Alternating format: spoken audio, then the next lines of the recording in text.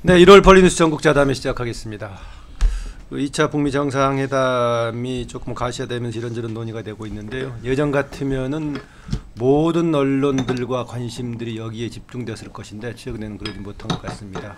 한 두 가지 배경 때문에 그래요. 하나는 손혜원 의원 관련 이야기가 모든 것을 지금 압도하고 있는 상황이고요. 또 초기에 폭발적인 것만큼 지금 북미 간의 의제라든가 진행 방향이 그렇게 파격적인 내용이 지금 담고 있는 것 같지는 않아 보이는데 손혜원 의원 관련 얘기를 조금 이따 하기로 하고요. 최근에 이제 북미 정상회담 진행되는 과정을 좀 먼저 보기로 하죠. 보니까 이제 협상 내용도 좀 흘러나오고 있는 것 같은데요. 이제 한때는 뭐 CVID에서 FFID 갔다가 이제 그것도 아닌 방향으로 나오고 있는 것 같은데 그동안의 전망에 대해 상대적으로 조금 그렇게 낙관적으로 볼 사안이 아니다. 좀 비관적으로 봤던 황장 소장부터 먼저 얘기하죠. 자, 이번에 뭐 크게 김영철의 이 워싱턴 방문에 기대를 했지만은 미국에서 굉장히 차분하게 갔고 트럼프는 잘 돼가고 있다, 잘 진행되고 있다지만 그건 트럼프가 항상 하는 이야기이기 때문에 중요한 건 아니고요. 이제 스웨덴 스톡홀름 근교 그 합숙소에서 지금 2박 3일 회의를 이렇게 했지 않습니까? 네, 종료가 됐죠. 한국에 에서도 참가를 했고요.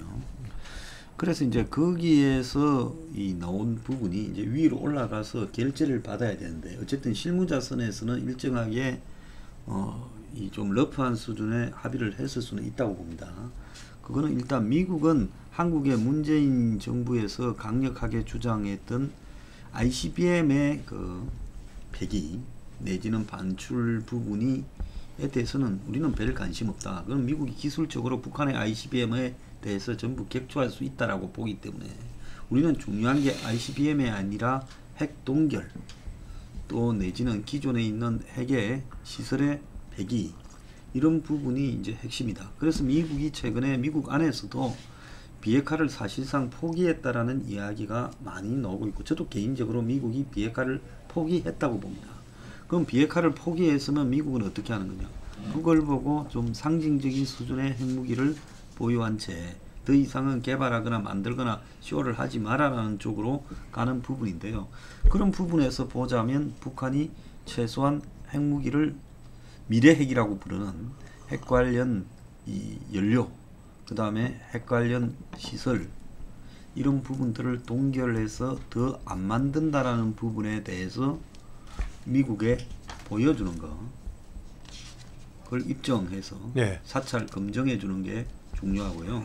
또 그런 부분에 사실상으로 미래의 핵이라는 것은 다소 모호하기 때문에 현재의 핵시설 관련해서도 폐기하는 모습을 일부 보여라.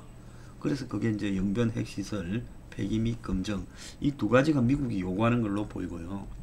북한의 요구는 무엇보다도 북한은 무슨 남쪽을 보고는 이 경협, 남북 경협 지원, 대북 제재 완화 이런 부분을 요구를 하고 있지만 중국 측이 일정하게 가부하고 있기 때문에 북한이 지금 굉장히 어려운 상황은 아니라고 봅니다. 그렇기 때문에 북한이 가장 중요시하는 것은 중국이 중요시하는 것과 일치하는데 이 한미 동맹 구조의 변화 그 속에서는 결국은 종전선언과 평화협정을 지금 원샷으로 하자는 이야기까지도 나오고 있죠.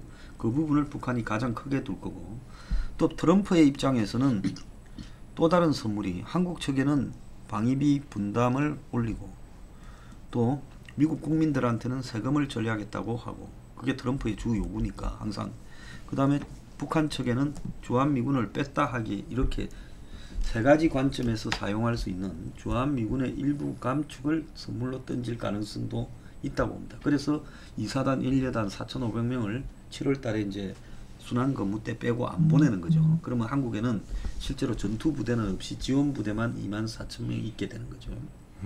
네. 자, 그래서 이런 부분들을 가지고 서로 논의하고 있는데 북한의 최고 관심사는 영구적인 지금 한미 훈련의 중단, 그 다음에 이 주한미군 감축, 그리고 이제 앞에 이야기했던 그 종전선언, 그 다 연결되는 부분인데요. 이 부분을 이야기하고 거기에 이제 이 남북한 간 경협 부분에 대해서 일정하게 허용해주라. 그래서 개성공단 금강산부터 일정해주라. 이것이 이제 서로가 요구 조건이라고 봅니다. 이 부분에 대해서 좀 가다듬었다고 보는데요. 이게 이제 위로 올라가면서 또 그 내용이 공개되면서 과연 순탄하게 진행될지는 좀 더 지켜봐야 된다 봅니다. 네, 평가는 조금 더 들어보기로 하고요. 사실 뭐 한반도에 상당히 이제 좀 중요한 고비가 되는 그런 일련의 상황이 최근에 전개가 된 건데 그런데 뭐 아까 얘기처럼 이제 손혜원 의원 논란이 워낙 강해가지고 뭐 이것조차도 이제 파묻혔었던 것 같아요. 뭐 여론의 관심에서는 전체적으로 보면은 좀 접점을 찾아가는 분위기 아닌가. 좀 기대를 갖게 만드는 것 같아요. 일단은 북미 정상회담이 2월 말로 뭐 예정이 된 게 공식적으로 뭐 이제 발표가 이제 됐고 사실상 이제 발표가 됐고 일단 북한이든 미국이든 뭐 지금 상황에서 이제 퇴로가 없다는 점 다시 정상회담이 열렸는데 그때 진전된 어떤 그 타협이 이루어지지 않으면 접점이 찾아지지 않으면은 양쪽 모두 상당히 좀 곤혹스러운 상황 이게 뭐 피할 수가 없기 때문에 아마 어떤 식으로든 접점이 조절될 가능성이 상당히 좀 높은 거 아니냐 그런 판단이 가능할 것 같아요.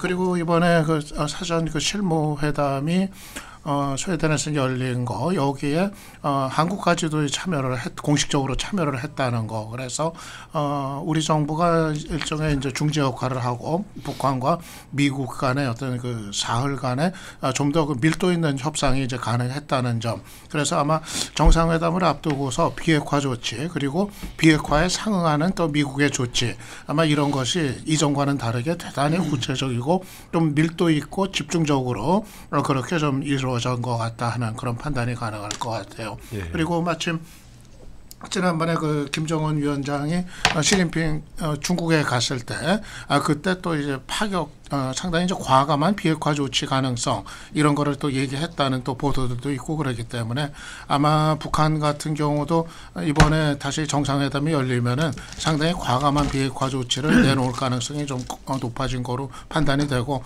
당연히 그렇다고 한다면은 트럼프 쪽에서도 그에 상응하는 조치들을 내놓지 않겠는가 그래서 아마 좀 풀리는 쪽으로 접점이 찾아질 가능성이 높아진 거 아닌가 판단이 됩니다.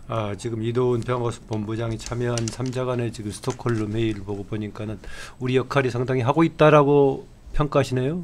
정선 박사는. 예, 일부에서는 뭐 양쪽의 직거래 아니냐 뭐 이런 지적도 있던데. 근데 아무래도 뭐 북미 간의 양자 협상보다는 우리 정부까지 공식적으로 참여를 했다는 거는 뭔가 접점이 구체적으로 좀 마련이 될 가능성이 좀 높아진 거 아니냐 그렇게 볼 수 있을 것 같아요. 홍 소장님.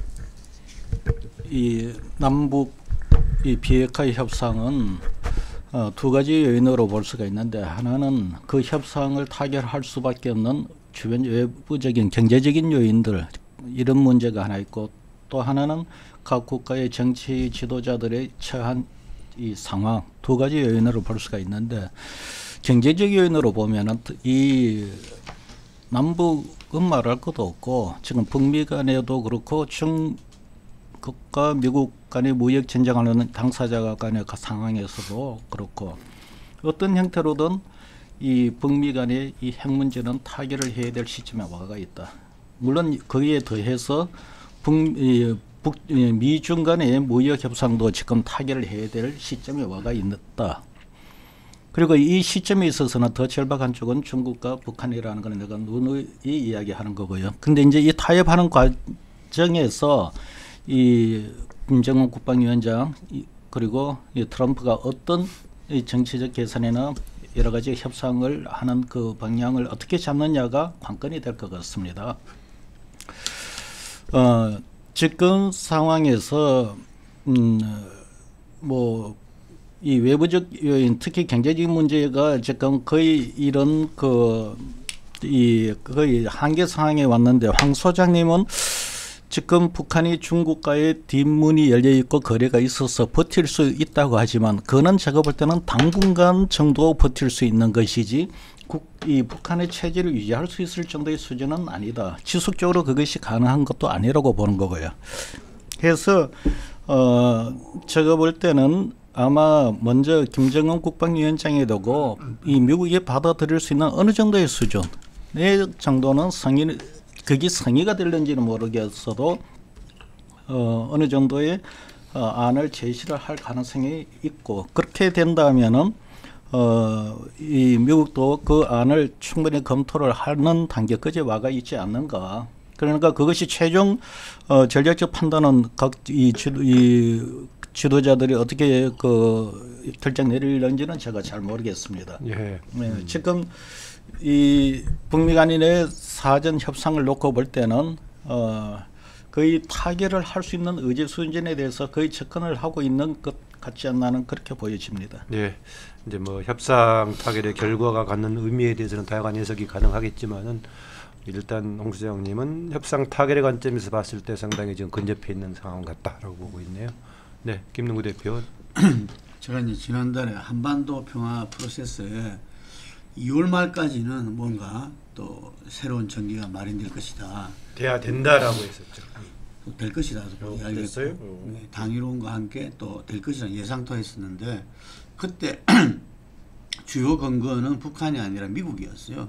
미국이 그 지난 하원 선거에서 트럼프 공화당이 그 민주당에 이렇게 그 패하면서 예를 들면은 이제 본격적으로 구성되는 하원에서 이 사물위원은 이렇게 이 북미 협상에 대해서도 계속적인 뭐 예를 좀 청문회라든지 뭐 이런 식으로 이렇게 이 전개될 가능성이 높다. 그럴 때 그 전에 이렇게 어떤 뭔가 이 되돌릴 수 없는 어떤 조치를 갖다가 이렇게 함에 의해서 예를 들면은 지금 핵 폐기 북핵 폐기에 대해서 본인의 이니시티브를 트럼프의 이니시티브를 좀 국분해할 필요가 있다.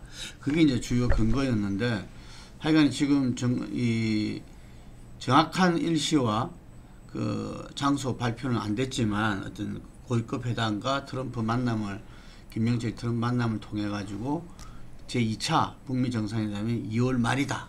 뭐 장소는 정해지지만 추후 발표하겠다. 이렇게 이제 이야기가 됐어요. 이게 그리고 스톡홀름에서 그 3박 4일 뭐 합숙 담판이라 할까? 뭐 그런 이 실무회담이 진행이 됐고요. 제가 생각할 때는 북에서 그 트럼프가 예를 들면은 이 지난번 1차 정상회담처럼 그 이 결과가 나올 수는 없는 거죠. 이제는 뭔가 구체적인 뭐를 그 이 정상회담에서 이렇게 나와야 되는 이런 그 상황이기 때문에 북이 제 생각에는 뭐 이 일정 정도는 이렇게 그거를 제시했지 않나 이런 생각을 합니다.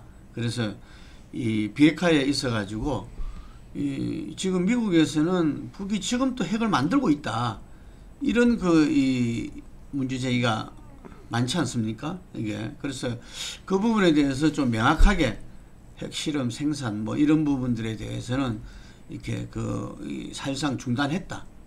앞으로 하지 않을 것이라는 부분들에 대한 명확한 그것과 영변 그 핵시설에 대한 어떤 폐기 그리고 사찰 수용 그리고 미국에서 가장 우려한다는 ICBM 폐기 뭐 이런 부분들에 대해서는 저는 제시하지 않았을까. 왜냐하면 이 정도는 제시를 해야만이 미국이 또 다음으로 나갈 수 있는 거고 정상회담 자체도 저는 이 북미 정상회담의 어떤 북쪽의 이 선제적 조치라고 보통 이야기했던 그 부분들이 기본이 이 정도 아니겠는가 이렇게 싶어요. 그러니까 전에 뭐 나오고 했던 그렇게 이 모든 핵의 신고와 이렇게 검증 부분은 또 다음 단계가 되지 않을까 이렇게 생각을 하고요. 예. 그래서 이러한 저는 흐름들이 아까 여러분들이 이야기하셨지만 조금 이전보다는 들떠지 않고 조용하잖아요. 저는 이게 좋다. 이게 지금 이제 협상이 진행되고 그 부분들에서 이 열매를 맺어 나가는 부분에 있어서 너무 조급하게라든지 이렇게 흥분되는 것보다는 이렇게 조용한 게 좋다는 생각이 들고요. 근데 계속 이야기하지만 꼭 한 가지 이야기하고 싶은 거는 보수 우파와도 이렇게 이 핵 협상 평화 프로세스를 함께 할 수 있는 방안을 갖다가 창출하고 해내야 된다. 저는 그 부분이 우리 앞으로의 평화 프로세스에서 상당히 중요한 우리 남한 정부가 예를 들면은 거기에서 어떤 운전자 역할만 하는 것이 예. 북과 미 관계뿐만 아니라 우리나라에서 어떤 이 보수 우파와의 그런 관계도 중요한 정부의 역할이다 이렇게 봅니다. 네, 뭐니까 대부분 하나만 말씀드릴게요. 이 여론이 이번 북미 정상회담을 앞두고 좀 조용하다라고 했는데 그거는 이런 이유가 있습니다. 북미 핵 협상은 그것이 처음 시작이 될 때 협상으로 들어서느냐 안 들어서느냐 이 부분이 초미의 관심사일 때는 핵 협상을 한다고 하는 그 상황만 되더라도 지지율이 올라가고 큰 반응이 옵니다. 그런데 지금은 이미 그 단계를 넘어서서 국민들은 결과를 기다리는 단계인 거고 협상 과정에서는 이 협상을 처음 끌어내는 단계보다도 현 우리 정부의 중재자 역할이 적어질 수밖에 없습니다. 예. 그러다 보니 아마 이번 그 북미 협상을 앞두고 좀 여론은 지켜보는 상황이 아닌가 봅니다. 예, 대체로 뭐 황 소장은 정확하게 얘기 안 했지만은 세 분께서는 이제 협상은 타결을 볼 가능성이 큰 것처럼 얘기를 했고요. ICBM 관련해서는 김동구 대표하고 황 소장하고 의미를 부여하는 게 상당히 좀 다르네요. ICBM에 관한 조치가 상당히 의미가 있게 보는데 황 소장은 미국으로서는 그렇게 큰 게 아니다라고 봤고요. 그 점에서 보자면 아까 조용하다는 것이 여러 가지 다른 요건이 있는 것인가 아니면은 초기에 파격적으로 진행될 것에 비해서 실질적인 결과가 크지 않기 때문에 또 덜 관심이 있는 것인가 여러 가지 여러 해석이 가능한데 일단 타결되는 거 방향으로 간다고 했을 때 초기에 시작했던 것과 이후에 한반도 정세라든가 비핵화에서 어떤 정도의 의미를 갖는 타결일 것인가 이후에 뭐 내용 관련해서 한 번씩 돌아가면서 얘기하고 마무리하죠. 기본적으로 평화를 지향한다면 북한의 비핵화를 앞세워서 문 정권이 비핵화에 대한 이야기를 해야 되는데요. 문 정권은 비핵화를 원하지 않는 것 같아요. 비핵화는 뒤로 무르고 북한하고 신뢰를 중요시하면서 사실상 북한의 지금 핵을 인정하는 쪽으로 미국 쪽이 움직이고 가는 데 대해서도 문 정권은 말 한마디 하지 않잖아요. 또 더 나아가서 지금 한미 분담금 문제가 심각한 상태로 가고 가는데도 1년에 그 예산이 국방 예산이 47조 원이 넘는 나라에서 4천억 문제를 갖고 갤럴로 몰고 가고 있지 않습니까? 이건 미군 일부가 철수하라고 몰아넣고 있는 부분이라고 저는 의도적이라고 보고 있습니다. 왜냐하면 미군 일부가 철수하는 것은 북한이나 중국이 완전히 원하는 바죠. 그래서 미국의 블룸버그 뭐 통신입니까? 거기서 이야기한 대로 실제로 북한 대리인 역할을 충실히 하는데 선거 이겼다고 이렇게 북한 대리인 역할을 충실하게 하는 부분을 국민한테 완전히 넘겨받았다. 대통령이 국가를 지키고 보위한다고 선서한 부분에 대해서 이렇게 어긋나도 되는가에 대해서요. 이 보수의 상당한 상식을 가진 사람들은 지금 분노하고 있어요. 나중에 지금 북한하고 진행시킨 모든 이런 협상들이 이 법정에 설 날도 올 수 있는 겁니다. 황 소장 전망대로라면 이후에 타결될 이후에 우리 정세가 어떻게 된다는 겁니까? 우리 타결된 이후의 정세는요. 이제는 보수는 아마 이 문제를 내걸고 인정을 못하겠다라고 하면서 거리를 메울 거라고 봐요. 저부터 집회를 할 거예요. 오히려 김능구 아까 대표는 이제 조용하게 진행하는 것이기 때문에 보수 쪽과도 같이 동반할 여지가 생긴 것처럼 얘기를 해석을 하시던데 황 소장은 오히려 그런 방향으로 타결이 된다면은 지금 문제가 더 커질 것이다라고 국내에서 그렇게 전달하는데 제가 볼 때는 뭐 이 보수 우파라 할까요? 거기에서도 뭐 이렇게 지성인도 많잖아요. 제가 들은 이야기가 이 문재인 정부가 예를 들면 북의 지령을 받고 움직이고 있다. 아하. 이런 이야기를 그 공공연히 하시더라고요. 그래서 제가 깜짝 놀랐어요. 선생님 무슨 근거로 그런 이야기를 하십니까? 하니까 뭐 누구 되면서 예, 자기는 직접 정보가 없지만 그런 걸 가지고 공유할 수 있고 할 수 있는 분들이 다 하는 이야기다. 그 워낙 그 확고한 철학과 그걸 가지고 듣기만 때문에 하셨구나. 이게 그래서 그거는 제가 어디 가서 그런 소리 하지 마시라고 아주 위험한 소리라고 했더만 우리끼리 있을 때만 한다 그러더라고. 예, 그런데 이게 이제 뭐냐면은 그 불신을 할까요? 이 생각의 다름이 어느 정도까지 가냐 하면은 저는 전체적으로 봤을 때 우리 국민 일반에서도 이 북의 핵 폐기에 대해서 불안해하고 이 불신하고 하는 거는 저는 당연하다고 봅니다. 예. 왜냐하면은 북이 계속 핵 실험을 했고 그때마다 여러 가지 제네바 합의 등등이 있었지만 물론 그 합의 깨지는 것들은 꼭 북의 잘못으로만 이렇게 일방적으로 그 규정할 수는 없지만 어쨌든 그렇게 해왔거든. 이른바 벼랑끝 전술이다. 뭐 이런 것들이 우리 국민들은 다 학습돼 있어요. 예. 이게 또 그렇게 지켜봤고, 그리고 그 부분들을 갖다가 어느 지금 이제 이 평화 프로세스를 주동적으로 끌고 가는 사람들도 이 완전 부정은 하지 않거든요. 그 부분들은. 그러니까 우리 국민 일반은 그렇게 알고 있어요. 예.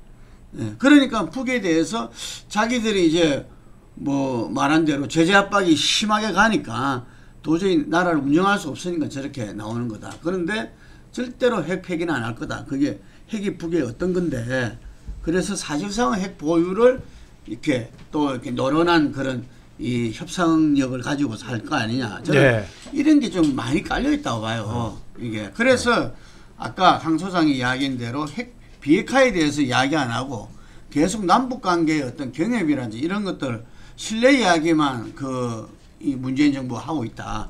이렇게 이제 비판을 했는데, 저는 우리 지금 이 비핵화 평화 프로세스에서 가장 중요한 키워드 하나를 뽑자면 저는 신뢰라고 봐요. 그래서 이 신뢰가 형성되지 않으면은 남북 간에든 그 다음에 북미 간에든 이 한미 관계든 이루어질 수가 없다. 그래서 그 신뢰를 어떻게 새로이 구성하고 그것을 축적하고 그것이 국민들이 이렇게 받아들일 수 있도록 하느냐, 이게 굉장히 중요한 그 관건이라는 거죠. 네. 그래서 그런 측면에서 저는 한미 간에도 예를 들면은 이 보수 언론이나 또 미국 조야에서는 이게 한미 동맹의 어떤 분열, 뭐 지금 이야기하신 대로 주한미군의 감축 혹은 철수 뭐 이런 부분까지도 그 이야기가 제기되고 있잖아요. 제기되고 있는데, 저는 그런 부분에서 우리 그런 변화라는 것은 이 전체적인 어떤 이 평화 프로세스 속에서의 어떤 예. 이 대화와 타협, 협상을 통해서 이루어지는 것이지 일방적으로 이루어질 수는 예. 없다고 보여지거든요. 그래서 이 현재 문재인 정부가 하고 있는 것이 이렇게 뭐 모든 게 완벽하다 할 수는 없죠. 네. 없지만 기본 방향은 저는 제대로 잡고 있다. 네. 이렇게 보여지고, 그래서 이번에 좀 이 김정은의 신년사에서 새로운 그거는 이 제재 압박이 강화된다면은 우리는 새로운 길을 갈 수밖에 없다라는 최후 통첩적 이야기다. 뭐 이런 식으로 다 뽑혔는데 그런 이야기가 있었어요. 그건 아마 제 생각에는 미국을 보고 한 것보다는 북한 자기 내부를 향한 이야기 아니냐로 이렇게 봐지는데, 그 정도로 이 상황을 좀 알아달라는 그런 이야기인 거죠. 자기가 이런 상황 속에서도 지금 비핵화의 길로, 평화의 길로 이렇게 나간다는 그런 절박한 오히려 호소 아니겠는가. 네. 저는 그렇게 봐집니다. 그래서 뭐 아까도 김능구 대표님 얘기했던 것 같은데, 지금 뭐 한꺼번에 모든 비핵화까지 가는 것이 아니라 이제 뭐 좀 긴 과정으로 보고 뭐 신뢰를 쌓는 차원에서의 좋은 성과다라고 이제 평가를 하고 있습니다. 그리고 북한하고 미국이 이제 정상회담 뭐 앞두고서 합의를 도출을 하는 거는 기본적으로 이제 북한하고 미국 사이의 문제이기 때문에 국내에서 이제 보수 진영의 반대 이의제기 같은 거, 이것도 뭐 기본적인 한계가 있을 거라고 이제 판단을 합니다. 쉽게 얘기해서 뭐 미국이 그렇게 하겠다는데, 북한하고 관계를 그렇게 이제 가져가겠다는데, 뭐 그거를 뭐 국내 이제 뭐 보수 진영에서 뭐 반대를 하는 것이 이제 어떤 의미가 있을 것인지, 그 한계는 뭐 분명히 있어 조금 이따 보이고, 더 추가하시고. 다만 이제 그 이후에 뭐 만약에 북미 간의 그 합의가 도출이 된다고 했을 때, 그 다음에 이제 남북 관계로 이제 넘어갈 거란 말이에요. 김정은 위원장의 이제 후속 답방이 뭐 이제 현실화가 뭐 될 것이고, 또 뭐 금강산 관광이라든가 뭐 개성공단이라든가, 그러니까 그 기존의 어떤 제재도 이 남북 관계와 관련된 부분에 대해서는 상당히 좀 유연하게 풀릴 가능성이 뭐 높아지는 상황 또 내다볼 수 있을 것 같고, 이제 그때 가서 이제 그런 것이 국내에서 이 보수 진보 간의 어떤 쟁점이 또 될 수는 있는데, 하지만 일단은 그 북미 정상회담에서 큰 물꼬가 터지는 합의가 도출이 된다면은 전반적인 어떤 흐름은 이제 그쪽으로 이제 가지 않겠는가. 그렇기 때문에 일단은 그것이 뭐 국내에 있어서 뭐 대북 정책에 뭐 아주 결정적인 문제가 되기는 어렵다, 그렇게 판단이 되니까, 저는 뭐 아까 그 김능구 대표 얘기처럼 뭐 문재인 정부도 최대한 또 이 보수층을 좀 설득을 하고 이해를 구하고 껴안는 안으려는 노력은 당연히 뭐 기울여야 될 거고, 근데 또 보수 진영에서도 전반적인 그 흐름이 한반도의 흐름이 그리로 간다고 했을 때 그거를 또 이제 무조건적으로 반대하는 좀 이런 그 과거식의 어떤 대응은 좀 넘어서야 되는 거 아닌가 생각을 합니다. 네, 홍 소장님 제가 볼 얘기하시고 저기 때는 황장 지나치게 소장 다른 같은데. 이 북미 간의 협상 이후의 상황에 대해서 남북 경력 이 상황에 대해서 지나치게 낙관적으로 보지 않느냐. 만약 하나 지금 우리나라 현 정서상으로 놓고 볼 때 ICBM하고 별건으로 ICBM은 사실 우리 저 나라로서는 큰 이해관계가 아니에요. 중요한 거는 핵 문제인데 핵 문제를 봉합하거나 인정하는 식으로 해서 진행이 된다면은 이렇게 크게 펼쳐놓는 비핵화 프로세스다 말입니다. 비핵화 프로세스 결과가 핵 인정 그거는 아마 우리나라 내부에서 굉장히 논란이 될 것이고 보수는 말할 것도 없고 이미 지금 문재인 정부 여론조사를 해보면은 중도층도 이미 절반 이상이 지금 부정적인 평가를 내리기 시작하는 이런 시점인데 그 협상 결과를 받아들이기도 어려울 뿐더러 그 협상 결과를 토대로 해서 남북 경협을 진행한다? 그거는 더더욱 어렵다고 봐요. 그거는 이 비핵화 문제를 해결을 하지 않고 국민들을 설득하고 신뢰로 관계를 현 정부가 만들어낼 수 있을지 보수를 설득해낼 수 있을지 그거는 그것도 상당히 어려운데 그 보수가 설득을 당할 것 같지도 않고 그런 상태에서 경협을 진행을 한다. 제가 볼 때는 내가 이런 문제를 두고서 내가 하는 이야기가 문재인 정부가 이 남북 문제, 특히 비핵화 프로세스를 큰 흐름을 터기는 터도 이런 문제들로 인해서 임기 내에 구체적인 성과를 내기가 쉽지가 않기 때문에 역사적인 평가를 받을 수 있을지 몰라도 정치적으로는 공경에 처할 수 있다는 게 바로 이걸 두고 한 이야기예요. 근데 우려스럽게도 결과가 그래 날는지는 모르겠지만 비핵화를 이야기하는데 우리 협상 제목이 뭡니까? 비핵화 프로세스예요. 비핵화 프로세스에 대하고 비핵화에 대해서 정확한 답이나 거기에 대한 신뢰가 구축이 안 된 상태에서 그 다음 단계로 넘어간다는 것은 정치적으로 너무 나이브하게 본다. 나는 그렇게 봐요. 예, 현 지금 논의되고 있는 수준에서의 타결을 봤을 때의 이후에 정세 전망에 대해서는 아주 이렇게 상반된 평가를 하고 계시네요. 아까 황 소장 뭐 약간 다른 견해였기 때문에 추가하시고요. 비핵화를 한다면서 몰고 와서 미국은 모르겠어요. 한국의 핵을 동결하고 ICBM에 대해서 MD 미사일 방어로 막을 수 있다라고 이렇게 해서 적당히 사고만 안 치면 트럼프 입장에서는 자기 대선도 있고 하니까 넘어갈지 몰라도 그걸 보고 이제 한국 국민들한테 북한의 이제 경협이나 대북 제재도 완화됐으니까 금강산도 열고 또 철도 도로도 연결하고 개성공단도 열자 이래 가면 저는 탄핵 발의해야 된다고 봅니다. 왜? 대통령 국민을 상대로 사기를 쳤으니까요. 탄핵 발의하는 것뿐만 아니라 대통령의 권한을 정지시켜야 된다. 언제 국민들한테 그렇게 말했냐. 시작할 때와 끝난 게 완전히 달라졌는데 마치 그것이 또 이 말장난으로 이렇게 시작할 때의 원칙이 지켜지고 있는 것처럼 이렇게 한 거 아닙니까? 그러니까 이 부분은 대통령으로서 헌법에 이 규정된 역할을 이렇게 국민들을 상대로 속였기 때문에 이건 탄핵의 사유가 된다고 봐요. 그건 탄핵 발의해야 된다고 저는 보고 있고 더 나아가서 이제는 이 문제에 대해서 법적이고 역사적인 책임까지 물어서 저는 재판정에도 끌어내야 된다고 봅니다. 언제가 되든요. 문제를 제기하는 사람들의 입장에서 봤을 때는 그런 식의 타결이 국가 장래에 어떤 영향을 미친다고 보느냐 그 말이에요. 아 지금 저런 식으로 이렇게 넘어가면요. 예, 저는 그 얘기예요. 황 소장한테 얘기할 게 위기에서 아니라 빠져나갈 수 있지만은 일본이나 한국은 이제 북한의 핵을 이고 살아야 되고 더 나아가서 재래식 전력도 거의 해체해 가잖아요. 군사비로. 이제는 그리고 미군은 이제는 떠날 수밖에 없게 될 거고 언제가 되든 순서대로 떠날 거고 그렇게 되었을 경우에 지금 한국 방어는 거의 어렵다고 저는 보고 있습니다. 자, 이 부분은 기본적으로 남북 통일을 인하나 남북 문제를 민족 문제 해결을 전제를 하는 건데 만약에 그래 타결이 되면 어떤 형성이 되냐면은 그 남북 문제, 민족 통일 문제나 남북 이익 긴장 완화 이 문제에 대한 국민들의 정서가 기본적으로 닫혀버립니다.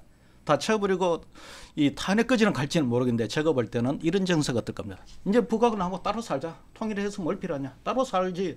괜히 통일이니 뭐니 자꾸 이야기하니까 남북 교류 이야기가 나고 비핵화 이야기는 더 따로 살고 거기에 대한 더 구구적인 이제 논의가 나오죠. 우리 핵무장하자. 두 분 이런 얘기 식으로 나온다는 듣고 거죠. 마무리하겠습니다. 제가 마침 오늘 굉장히 뜨겁네요. 어제도 저녁에 그런 이야기를 좀 나눈 게 있어요. 지금 황 소장이 한 이야기를 어느 분이 저한테 물어봤어요. 이게 문재인 정부 언제까지 갈 것 같냐. 근데 그게 무슨 소리냐. 이러니까 이대로 가면은 탄핵으로 갈 수밖에 없지 않냐. 이런 이야기를 하더라고요. 너무나 담담하게. 제가 깜짝 놀랐어요. 그런데 그 이야기를 사실상 그런 분위기는 많이들 제가 좀 이렇게 접할 수가 있었죠. 특히 보수 우파 세력들로부터는. 그런데 저는 이전에 그런 이야기를 했어요. 박근혜 전 대통령이 탄핵 전에 최순실 사건이 불거지고 했을 때 어떤 이렇게 책임 총리를 갖다가 김병준 지금 비대위원장을 갖다가 이렇게 했더랬죠. 그리고 자기는 뒤로 이제 빠지겠다 이랬는데 우리나라 헌법상으로는 그게 책임 총리가 대통령 마음에 따라서 얼마든지 기능이 왔다 갔다 할 수 있으니까 야당에서 그것을 갖다가 수용하기는 어려웠죠. 근데 아니 대통령도 많이 빠지겠다는 소리 안 했어요. 물론 저는 그렇게 기억합니다. 그래서 그때 야당, 지금 여당이 좀 더 이렇게 그 시점에서 뭔가 이렇게 다른 차원으로 나갔더라면은 이게 왜냐하면 대통령의 탄핵은 물론 헌법상 제도적으로 보장되어 있는 거지만 우리나라처럼 이렇게 서로 이렇게 격심하게 나눠져 있는 나라에서는 한쪽이 탄핵을 당했다.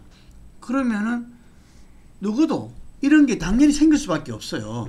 이게 그래서 자연스럽게 저는 지금 보수 우파에서는 문 대통령에 대해서 문 정부에 대해서 탄핵 얘기가 지금 나오고 있는 겁니다. 이게 제가 생각할 때는. 그런데 이게 아까 말씀하신 대로 우리가 북의 핵에 대해서 이렇게 완전 비핵화에 대해서 사람들이 불신이 깔릴 수밖에 없듯이 지금 이제 문 대통령의 그 부분에 대해서 보수파에서는 탄핵을 생각하는 것도 이렇게 우리 황 소장이라서 그 부분들을 갖다가 이렇게 독특하게 본인만 이렇게 주장하는 게 아니고 깔려 있다는 이야기입니다. 그 정서가. 저는 이거는 심각하게 받아들여야 된다. 이렇게 보이시고요. 그런 차원에서 이번에 이 개각 이런 부분들에서도 이게 어쨌든 국민 통합의 차원에서 대통령이 좀 더 적극적으로 나서야 되는 거 아닌가 이런 생각도 들고요. 저는 그 분기점이 내년 총선이라고 봅니다. 내년 총선에서 2016년도 이 총선을 보면은 정당 투표에서 그 당시에 새누리당이 1위 했어요. 1위. 총선 얘기는 조금 이따 하기로 하고요.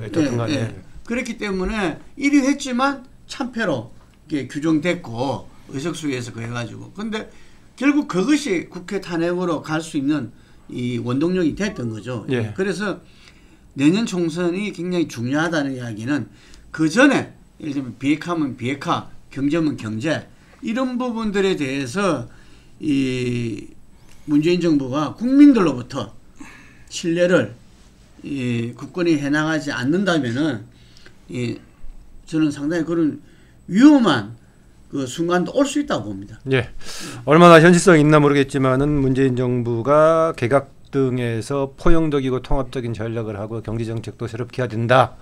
그렇지 않으면 쉽지 않다라고 했었는데 그러면 결론적으로는 쉽지 않다는 진단을 하는 거랑 마찬가지처럼 보이기는 합니다만은 네, 유창선 박사 이 관련 얘기를 유창선 박사 여기까지 듣고 주제를 넘기겠습니다. 지금 우리 이제 북미 협상 타결 관련해서 이후의 정세 전망 관련 얘기가 상당히 엇갈리면서 그랬는데 문재인 정부 얘기까지 이제 나왔으니까 말인데요. 한반도 정세 효과는 좀 이게 이제 한시적인 것 같아요.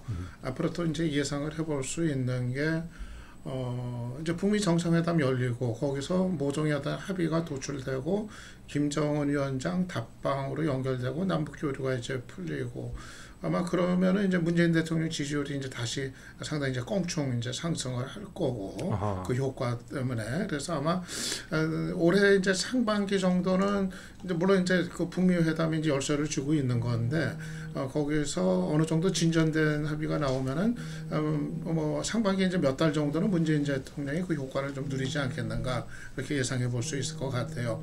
근데 이제 그것이 그 동력이 과연 또 무한정 갈 수 있는 건 아마 아닐 거고 어차피 이제 그 효과에 대한 어떤 면역증 같은 것도 이제 국민들이 또 이제 생겨날 거고 그러면은 이제 내년 4월에 이제 총선이 예정이 돼 있는 상황에서 그 이후의 시간들 올해 하반기 그리고 내년 상반기 역시 또 다시 많은 관심들이 이제 먹고 사는 문제, 경제 문제라든가 또 이 문재인 정부의 국정 운영 방식에 관한 거라든가 또 이 민주당에 관한 어떤 평가라든가 이런 것이 다시 이제 주 관심사로 등장할 가능성이 대단히 이제 높아 보이기 때문에 문재인 정부로서는 뭐 지금 이제 긴장을 뭐 풀어서는 안 되고 오히려 좀 고삐를 바짝 쥐고 더 긴장하는 좀 태도, 자세로 돌아가야 될 때가 아닌가 그렇게 이제 생각을 합니다. 예. 사실 다음 총선 때까지 시간이 굉장히 길거든요. 그렇기 때문에 지금 이 전국의 분위기가 요즘 같은 상황 뭐 여권에 계속 악재가 터지는 상황 놓고 보면은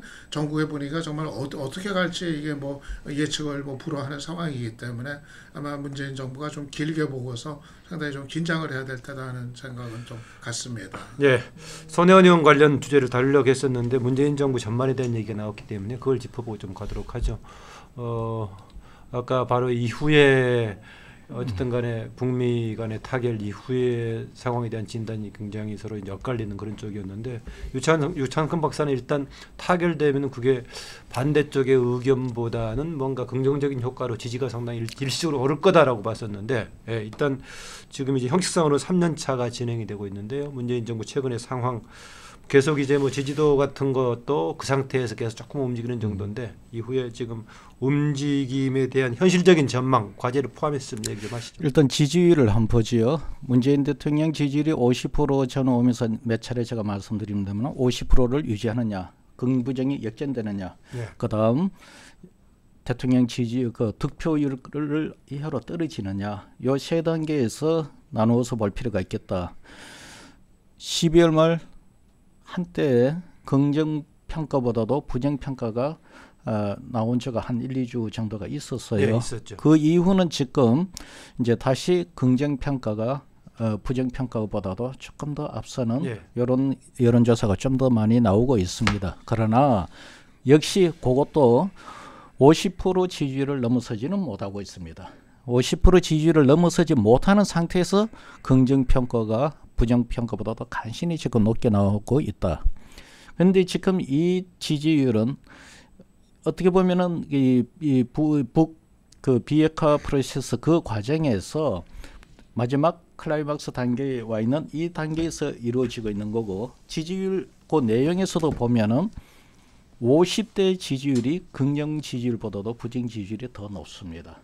중도층도 긍정보다는 부정 지지율이 더 높다는 거죠.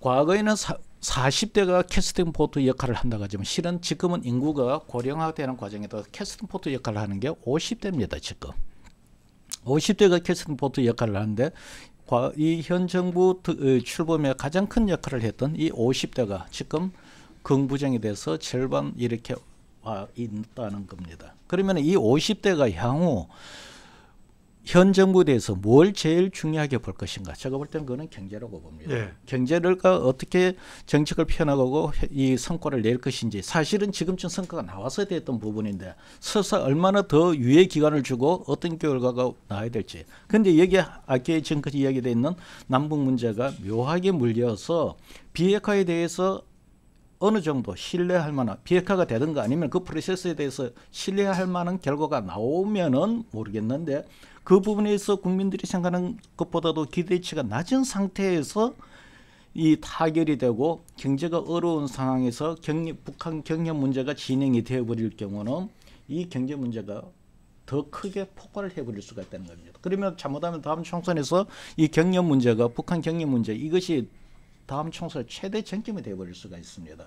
그래서 이 지금 문재인 대통령의 지지율은 향후 지금 이 지질의 그 향배에 이 비핵화 프로세스 이 남북 문제가 하고 경제 문제가 따로 가는 것이 아니고 같이 이것이 이 상호작용을 일으켜서 큰 저기 남북 문제가 저기 비핵화 프로세스가 잘 풀려갖고 그것이 경협이 우리나라 미래 경제의 큰 비전으로 보일 수도 있고 잘못하면은 현재 경제가 어려워진 상태에서 북한에 대한 지원이 너무 지나치다라는 부정적인 평가로 올 수가 있어서 가변적으로 얘기를 했는데 보니 공 소장님은 전망을 두 개가 그런데 지금 미국 조에서 이야기하거나 이런 과정에서 제가 이야기하는 걸 놓고 볼 때 북한의 지금 그 핵을 인정을 해주느냐, 핵 그 보유국으로 인정해주는 방향으로 갈 가능성이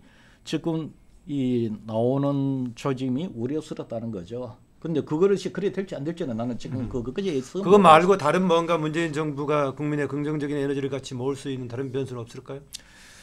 지금 여론을 보면은 이때 되면은 이미 진행이 되고 있고 어느 정권이거나 제일 어려운 부분이 뭐가면은 청와대 관리입니다.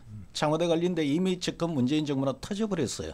터져버렸고 지금 그 문제가 수습하는 과정도 지금 보면은 국민들이 정서하고 너무 지금 동떨어져 있다. 이번에 손혜원 의원 지금 사건 처리하는데 그 원내 대표가 그 기자회견하는데 옆에 대동하는 모습들 예를 들어 단적인 사례 하나를 놓고 보면은 그런 과정에서 국민들은 너무 많은 생각을 하게 만드는 거죠.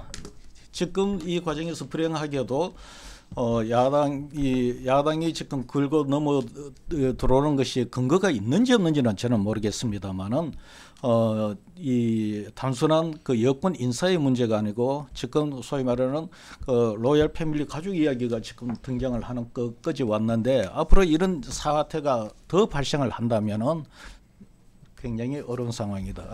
김 대표도 이야기했지만 현 정부는 탄핵을 통해서 등장한 정권이기 때문에 전 정권이 했는 실수는 절대로 해서는 안 되는 정권이라는 거죠. 하여튼 뭐 지금 이제 두고 봐야 될 문제다라면서도 그렇게 낙관적인 전망은 못하는 그런 진단 같으신데요. 황 소장. 지난 연말부로 자기들 내부에서는 많은 준비를 했던 것 같아요. 임종석 체제를 바꾸고 그 다음에 이제 뭐 한병도도 물러나고 백원우도 물러나고 그러면서 이제 김태우 수사관이나 이거 일로 넘어가는 거예요 주제가 지금? 예. 조금. 김태우 수사관이나 신재민 사무관 폭로도 듣고 그 다음에 뭐 장성서류 분실 정모 행정관 사태도 듣고 공격적으로 이제 뭐 경제 행보를 한다. 이게 뭐 그냥 그렇게 된 게 아니라 굉장히 준비를 해서 연말부로 듣고 31일 날 운영위원회 한 걸로 듣고 나머지 이제 1월 1일부터는 공세적으로 나가서 지지율을 상승한다 이렇게 했다고 봅니다. 그것이 제가 볼 때는 히틀러가 마지막에 벌지 전투를 통해가 있는 자원 없는 자원 다 동원해가 지지율을 좀 올리자, 그 지금 뭐 공격력을 올리자고 독일의 그 뭡니까 벨기에 아르덴 수퍼로 이제 진격했던 거하고 비슷한 공세를 취했는데 공세의 결과가 지금 교착 상태로 나타나서 사실상 실패를 했거든요. 새롭게 바꾸면서 공세했던 게 뭐가 있죠, 예컨대? 경제 행보를 엄청나게 했지 않습니까? 그리고 임종석 체제를 드러내고 그다음에 김태우 신재민 부분들을 다 듣고 이렇게 불리한 소재는 듣고 유리한 부분들을 집중 공격을 했는데 결과론적으로는 교착 상태에 빠지면서 실패했다. 저는 그렇게 봐요. 그러면 이번에 다시 반격을 한 부분이 자기들 딴에는 있는 자원 없는 자원을 동원해서 했는데 이제 여론이 호락호락 홍보전에 따라주지 않는다는 겁니다. 그런데 여기서 지금 손혜원 문제가 등장하는데 나중에 따로 하니까 이야기하겠지만 손혜원을 조기 의원 사퇴시키고 뭐 손혜원이 재산을 헌납하겠다 이렇게 해서 꺼야 되는데 이런 일의 특징상으로 보면 손혜원을 이 정권이 컨트롤을 못한다는 거죠. 김태우 문제를 청와대 내분에서 벌어진 건데 컨트롤을 못했고 신재민 같은 저런 엉뚱한 문제도 키워버린 것처럼 결국은 정권의 위기관리 능력이 현 정권의 속성상으로 굉장히 불가능해진 단계에 돌입됐다. 그렇기 때문에 이런 위기들이 뭐 은하드 손혜원 같은 부분들이 지속적으로 터질 거고 이 정권은 여기저기서 두더지 잡기 놀이처럼 터지는 위기들을 수습을 하다가 이렇게 무너져 갈 거다. 저는 그렇게 보기 때문에요. 경제 성과는 뭐 아무리 해봤자 어차피 솔직히 말하면 누가 해도 안 올라가는데 이 사람들은 더 빨리 망하게 하는 차원밖에 없는 겁니다. 그런데 경제에서 성과 낸다? 이건 거짓말이죠. 그렇기 때문에 뭐 대북 성과도 뭔가 후딱 될 것 같죠. 그런데 그것도 또 원활하게 자기들 계획대로는 잘 안 돼 갈 거라 봅니다. 그래서 3년 차의 총체적 위기에 어느 정권보다 가장 심각한 상태로 올해 안에 빠져들 거다 저는 그렇게 봅니다. 청와대 이번에 진용 바꾸고 뭐 기업인들 만나고 한 것이 문재인 정부로서는 취했던 전환에 시도했다라고 보군요. 예. 그런데 이제 그건 뭐 안 먹힌다라는 얘기고. 뭐 어느 정도 뭐 동감인 부분들이 있어요. 그러니까 좀 아직 1월인데 문재인 대통령이 뭐 새해 들어서면서 좀 경제 문제를 이제 화두로 다시 삼으면서 전반적으로 이제 거기에 이제 올인하는 그런 이제 기조를 보이려고 했는데 지금 여권 내에서 발생한 잇따른 악재들 때문에 그게 다 지금 파묻혀버린 이런 상황이 이제 됐단 말이에요. 근데 그게 야당에 의해서 뭐 던져진 이런 뭐 문제들이라기보다는 여권 내에서 여당 쪽에서 이제 스스로 자초한 이런 경우들이 많기 때문에 그렇기 때문에 어떻게 보면은 지금 집권 세력이 자기 발등을 이제 자기가 찍고 있는 이런 상황이 됐다 얘기를 할 수가 있을 것 같아요. 최근에 지금 뭐 민주당 같은 경우는 이제 손혜원 의원 둘러싼 논란, 서영교 의원과 관련된 이제 논란, 그리고 이제 그 이전에 뭐 또 뭐 좀 사소하지만 또 국민 정서를 굉장히 자극하는 무슨 뭐 공항 갑질 뭐 논란이라든가 이런 거 등등이 있었고, 청와대는 뭐 김태우 또 뭐 이제 신재민 뭐 등등과 관련해 가지고 계속 이제 여러 가지 그 논란에 또 이제 한 축이 또 되고 공방전을 벌이기도 했고, 그래서 뭐 이런저런 일들로 해가지고 이 전국의 어떤 혼돈 상황 이런 게 상당히 뭐 길게 가고 있는 이런 이제 상황인데, 문제는 글쎄 이거 청와대나 이제 민주당이 이런 어떤 그 악재들 위기에 대한 어떤 대응 능력이 과거에 비해서 현저히 좀 떨어지는 모습을 보이고 있다는 생각이 들어요. 청와대 같은 경우는 일단 기본적으로 사안의 어떤 심각성 이런 거를 상당히 좀 너무 좀 안이하게 받아들이고 그렇게 이제 대처하는 모습이 좀 많이 눈에 띄는 것 같고, 이거는 아무래도 좀 그 청와대의 어떤 좀 도덕적인 우월감, 그러니까 우리는 뭐 문제될 것이 없다 하는 이런 것이 항상 깔려 있기 때문에 사실은 어떻게 보면은 좀 과거 정권 시절에 상당히 그거를 비판을 했었던 문제임에도 비슷한 게 있어도 우리는 뭐 대수롭지 않다는 좀 이런 식으로 비춰지는 면도 있는 것 같고, 특히 이제 민주당 같은 경우는 최근 손혜원 의원 논란이나 서영교 의원 논란 이런 걸 봤을 때는 거의 뭐 좀 리더십이 사실상 지금 좀 작동이 안 되고 있는 거 아닌가 하는 그런 판단이 또 드는 것 같아요. 분명히 신속하게 대처를 엄정하게 해야 될 사안임에도 거의 뭐 그냥 손을 놓아버리고 그냥 감싸주기만 하고 좀 어떤 이런 모습이 이제 반복이 되면서 과연 지금 총선까지 시간이 아직도 길게 남았는데 앞으로 뭐 집권 이제 3년차 맞으면은 이런 악재들은 뭐 어떤 정권이든 간에 이런 악재는 집권 후반기로 들어서면서 계속 이제 생겨날 수밖에 없는 건데, 지금 방식으로 저렇게 미온적으로 안이하게 대응했을 때 이 총선 전국이 어떻게 될지, 어떻게 보면은 최소한 자유한국당을 영남에서는 살려주는 결과로 또 이어질 가능성이 점점 높아지고 있는 거 아닌가, 또 그런 이제 생각이 들기도 합니다. 예. 뭐 이렇게 그동안도 여러 가지 우려들도 있었지만은 시간이 지나면서 오늘 1월 간담회에는 평균적으로 보자면은 그 전망이 전부 부정적인 마이너스 쪽이 조금 많이 쏠리는 그런 느낌이 있어 보이는데, 아까 김능구 대표도 상당히 어려운 과제를 안고 있다 이렇게 진단했는데 다시 한번 얘기해 주시죠. 예, 그 3년차 징크스라는 게 있지 않습니까? 우리가 임기 5년 단임 대통령제에서는 3년차가 이렇게 반환점을 돌고 오는 시점인데, 이때 어느 그 정부에서나 이렇게 3년차 때 지지율이 이렇게 하락하고, 그리고 그 하락한 지지율이 결국은 마지막에 임기 말에 불행을 가져오는 뭐 이런 걸로 다들 이렇게 그 반복적으로 이뤄왔어요. 그래서 제왕적 대통령제의 그 폐해라든지 뭐 이런 속에서 그 이게 권력구조 개편이 돼야 된다 이런 제도적인 차원에도 문제 제기를 하고 그랬었는데, 그 시점에서 가장 많이 나오는 그 키워드가 뭐냐면 오만과 독선입니다.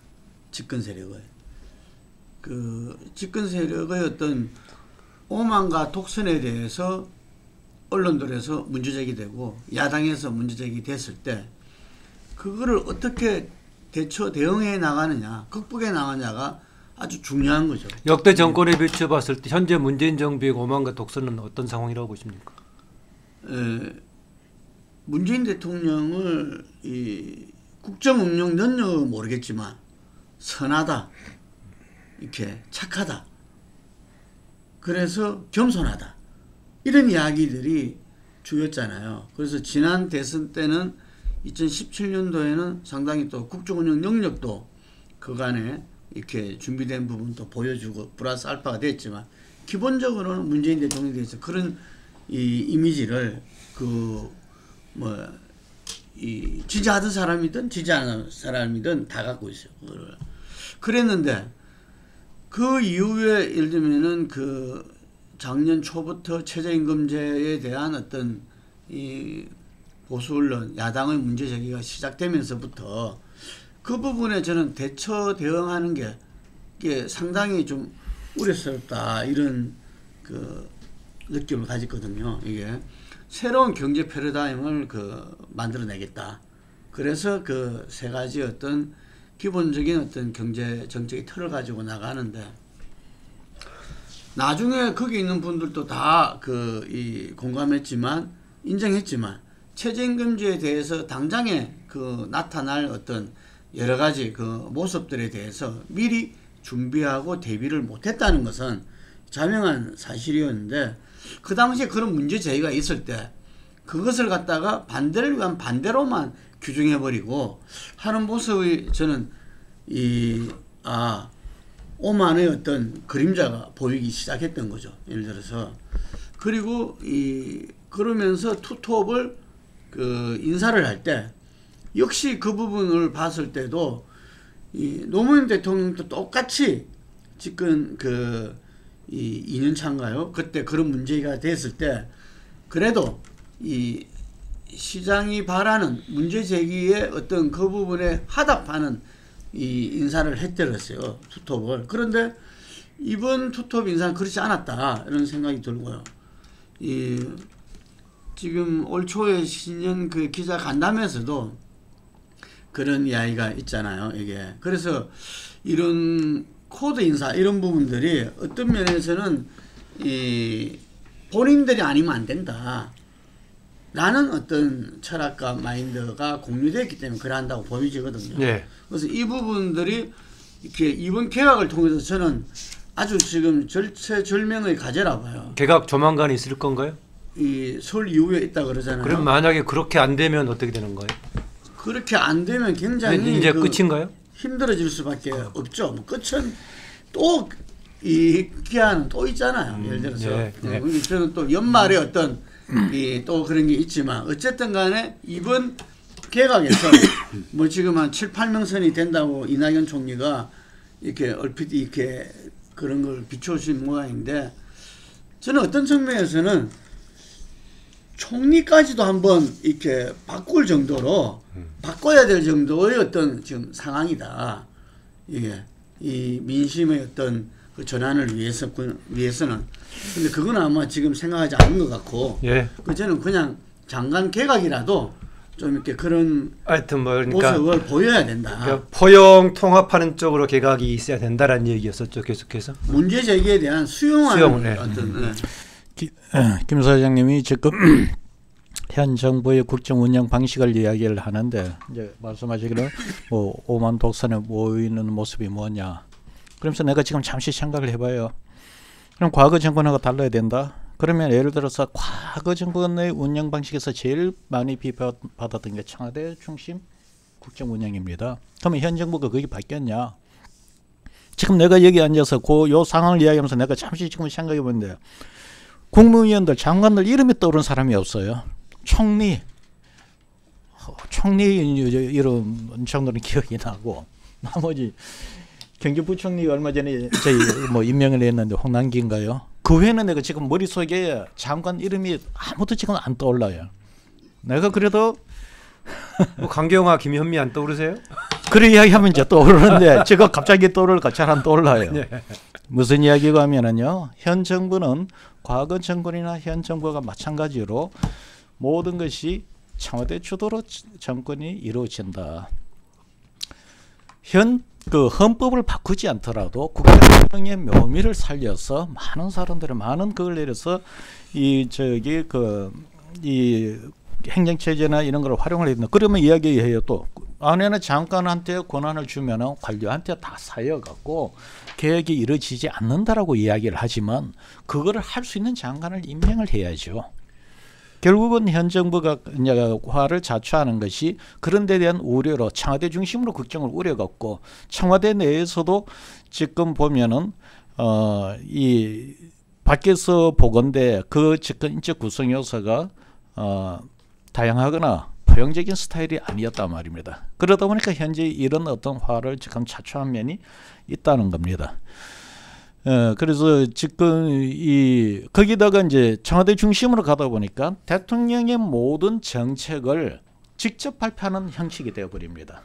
지금 현 정부 들어서 최저임금부터 시작해서 하다못해 비정규직, 정규직 전환 문제, 환경 정책 이런 모든 정책들이 보면은 장관이 발표하거나 총리가 발표하는 게 아니에요. 네. 전부 다 청와대가 발표하는 거고 때에 따라서는 그것을 대변인을 통해서 하는 것도 아니고 대통령이 직접 발표를 침체 너무나도 많이 해버렸습니다. 바꿀 수 없는 체제를 스스로 만들어 버렸던 거예요. 그래서 지금 개각을 통해서 누구를 새로운 인물로 앉히느냐라는 것은 현재 이런 그 국정 운영 방식을 바꾸기는 좀 어려울 것이다. 그것이 지금 있는 장관들한테라도 권한을 얼마나 넘겨주고 그 책임 있게 그 정책을 이끌어 가도록 해주느냐라는 그 통치의 묘미를 살리는 게 더 중요하지 않는가. 네. 국정운영 방식 자체를 근본적으로 전환하지 않으면은 장관 몇 사람, 뭐 새로운 사람 넣었다고 해서 그렇게 의미가 국민들에게 부각되지 않을 것이다라고 홍 수장님 얘기하셨습니다. 전반적으로 지금 전망에 대해서 그렇게 어려운 과제를 많이 안고 있다라는 정도 되게 얘기를 하는 것 같습니다.